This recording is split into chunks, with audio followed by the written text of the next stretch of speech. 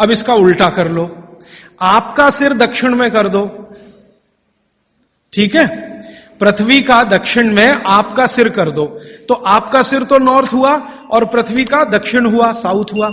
तो आपका नॉर्थ माने उत्तर और पृथ्वी का दक्षिण, ये दोनों एक दिशा में है, तो फोर्स ऑफ अट्रैक्शन काम करेगा, एक बल आपको खींचेगा।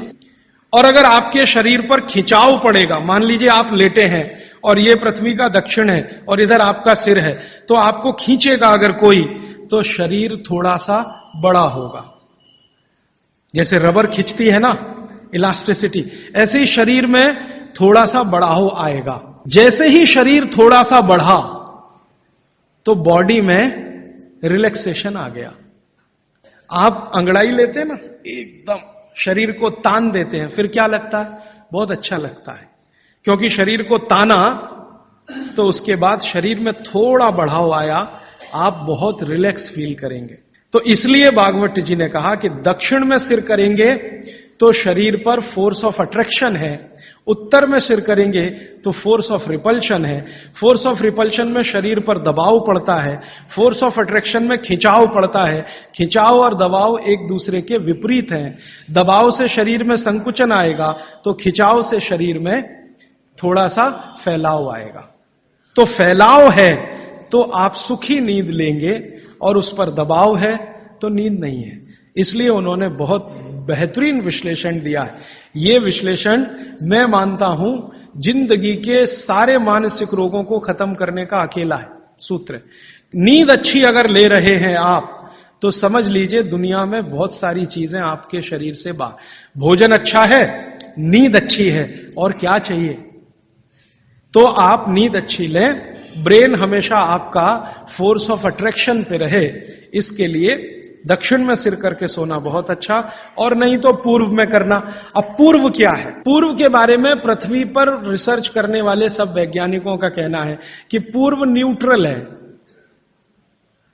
पूर्व जो है ना, न्यूट्रल है, ना तो वहां फोर्स ऑफ अट्रैक्शन है ज्यादा, ना फोर्स ऑफ रिपल्शन है, और अगर है भी तो दोनों एक दूसरे को बैलेंस किए हुए हैं। इसलिए पूर्व में सिर करके सोएंगे तो न्यूट्रल आप भी रहेंगे, तो आसानी से नींद आएगी और अच्छी नींद आएगी।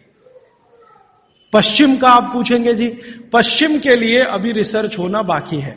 भागवत जी मौन है, उस पर कोई एक्सप्लेनेशन देकर नहीं गए हैं, और आज का साइंस भी लगा हुआ है।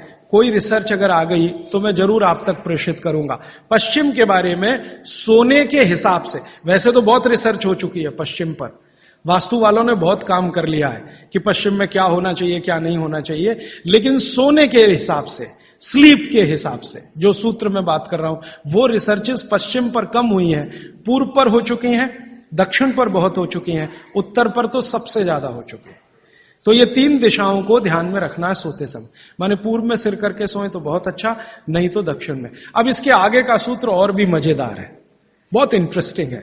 भागवत जी कहते हैं कि किनको पूर्व में सिर करके सोना और किनको दक्षिण में, उन्होंने कैटेगरी बना दी। तो वो कहते हैं जो साधु हैं, जो सन्यासी हैं, जो ब्रह्मचर्य का पालन कर रहे हैं, जो गृहस्थ जीवन नहीं जी रहे हैं, जो दुनिया की मोह माया से दूर हैं, इन सबको पूर्व में ही सिर करना हमेशा। और जो दुनिया चला रहे हैं, घर चला रहे हैं, गृहस्थी चला रहे हैं, परिवार चला रहे हैं, पत्नी के साथ रह रहे हैं, बच्चों के साथ, उनको दक्षिण में ही सिर करना। अब यहां बिल्कुल क्लियर हो गया, अब कोई कंफ्यूजन नहीं रहना चाहिए। आप जितने लोग हैं सब अपना परिवार चलाने वाले, घर गृहस्थी चलाने वाले, दुनिया चलाने वाले लोग हैं, तो आप तो आज ही अपने बेड की पोजीशन बदलो। दक्षिण में सबके सिर होने चाहिए बेड के।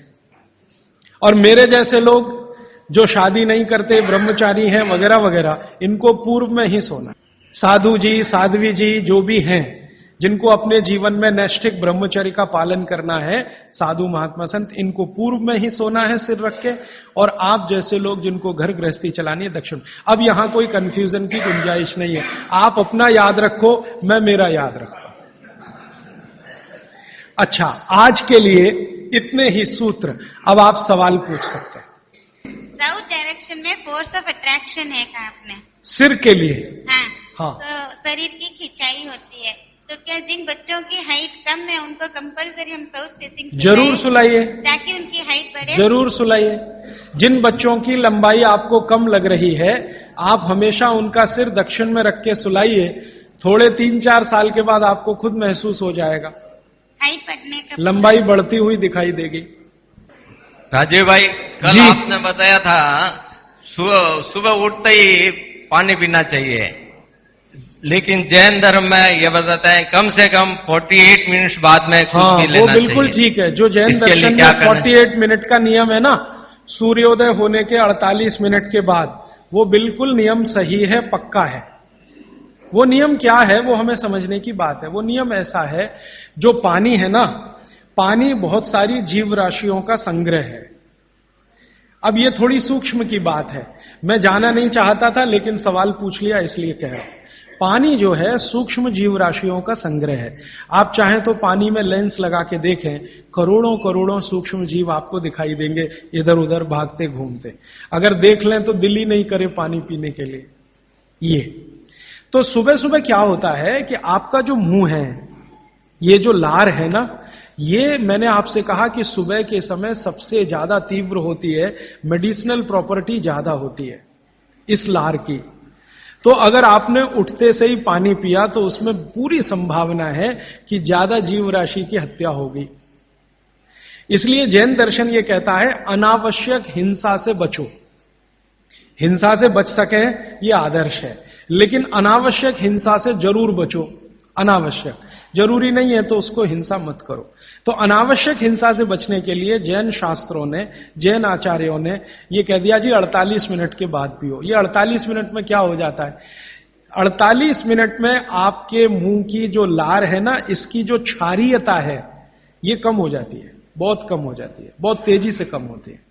और इसकी क्षारीयता कम हुई, एल्केलिनिटी जिसको आप कहेंगे अंग्रेजी में, तो जीव राशि के मरने की संभावना उतनी कम हो जाती है। तो फालतू हिंसा से बचने के लिए जैन दर्शन ने यह कहा कि नवकार्षी एक शब्द इस्तेमाल करते हैं ना, हाँ, तो ये उसके साथ उन्होंने जोड़ा। वो 48 मिनट का कैलकुलेशन बागभट्ट जी का भी है।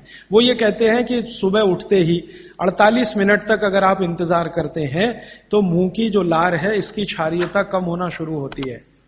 तो उठते ही पानी पीने में अगर आप जैन दर्शन पालन करते हैं तो 48 मिनट ध्यान रखो, और अगर आप जैन दर्शन पालन नहीं कर रहे हैं तो आपके लिए शायद हिंसा का उतना महत्व नहीं है, लेकिन करें तो आपके लिए भी अच्छा है। तो आप बोलेंगे जी 48 मिनट तक क्या करें, बैठे रहे? तो भगवान का नाम ले लो, आप ईश्वर का जाप कर लो, मंत्र का जाप कर लो, कुछ कर लो, और फिर पानी पियो, फिर उसके बाद आपकी दिनचर्या शुरू करो।